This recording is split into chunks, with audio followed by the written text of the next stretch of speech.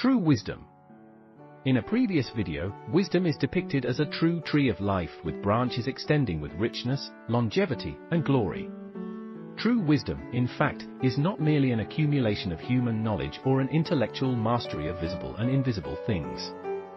Its origin and essence lie in the fear of the Lord. As Proverbs 9 verse 10 to 12 states, the fear of the Lord is the beginning of wisdom, and knowledge of the Holy One is understanding. For through me your days will be multiplied, and years will be added to your life.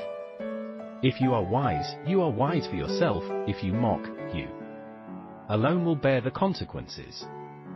This fear does not mean dread, but a profound respect, reverence, and submission to the Creator of the universe.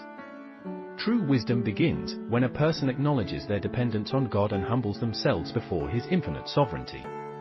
Indeed, as Proverbs 3 verse 19 highlights, by wisdom the Lord laid the earth's foundations, by understanding He set the heavens in place. If God Himself used wisdom to lay the foundations of creation, how much more are His children called to seek this divine wisdom to guide their lives? The Apostle Paul, in Romans chapter 1.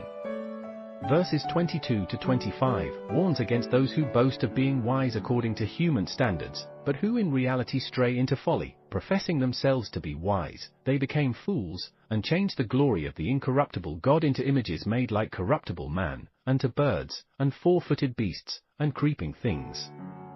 They changed the truth of God into a lie, and worshipped and served the creature more than the Creator, who is blessed forever. This passage illustrates how wisdom that is not rooted in the fear of God becomes a destructive vanity. By turning away from divine truth to embrace lies, or by worshipping the creation rather than the Creator, man abandons true wisdom for a false wisdom that leads to confusion and perdition. God, in His infinite wisdom, invites His children to seek this divine wisdom, the source of life and truth. It is not an option but a necessity to live fully according to His will. Proverbs 3 verses 13 to 15 proclaims, "Happy is the man who finds wisdom, and the man who gains understanding. For her proceeds are better than the profits of silver, and her gain than fine gold. She is more precious than rubies, and all the things you can desire are not to be compared with her." Intelligence can also be defined as the ability to understand and apply acquired wisdom in given circumstances. The story of Anna and Elkanah is a powerful example of this. Indeed, after spending several years going up to Shiloh and praying to God for a child, Anna at one point changed her way of praying to say, "Lord, if you give your servant a male child, I will dedicate him in the temple to your service." She thus showed intelligence by aligning her expectations with God's interests. She had the wisdom to understand that Eli the prophet, due to his age, was going to be replaced by God. She also knew that God, because of His holiness, would not use Ophni and Phinehas, the sons of the prophet, who lived in debauchery. Divine wisdom combined with intelligence is not only a treasure but also a light guiding our steps in a world marked by uncertainty and sin.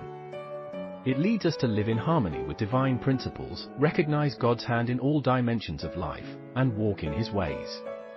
In conclusion, the fear of God is the foundation of all wisdom. The fear of the Lord is the key to accessing true wisdom, a wisdom that surpasses human limitations.